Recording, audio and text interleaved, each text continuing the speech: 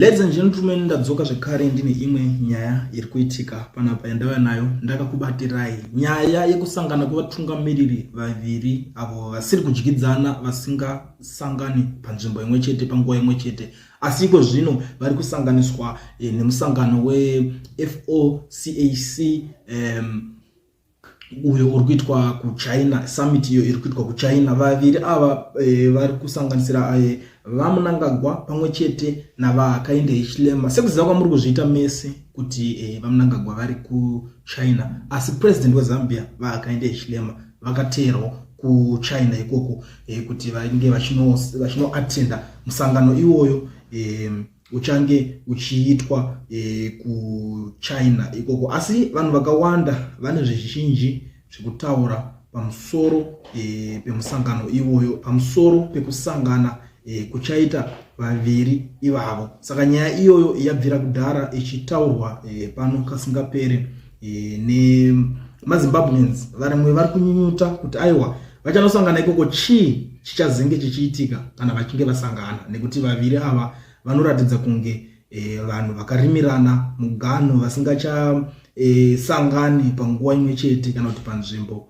imwe chete. So vaHakainde Hichilema ndo vakatanga vataura vakati, we have arrived in Beijing for the 9th Forum on China Africa Cooperation FOCAC Summit. During this working visit, we will discuss energy and food security, smart agric water harvesting and rail transport, bilateral meetings with heads of state and industry leaders also on the agenda. Ndo mashoko akatanga abuda achitaurwa na avo vaHakainde Hichilema. Asi vanhu vakawanda vanosanganisira vekuZambia, vekuZimbabwe vakatanga kubuda vachikomenda vachitaura nyaya iyoyo, vachitokomplaina vamwe vari kuti Idi Mnangagwa took his son to China, whilst Axel Mnangagwa months back reportedly chartered a private jet plane to Belarus with sons Collins and Sean and conducted government business.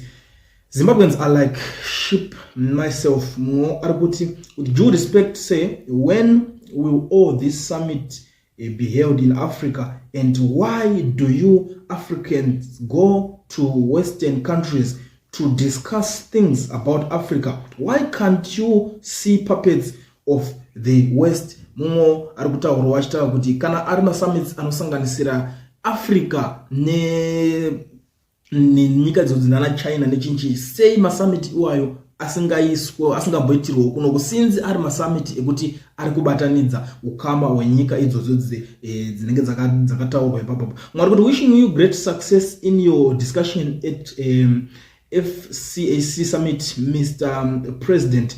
Your leadership is addressing vital issues like energy, food security, and infrastructure in commitment.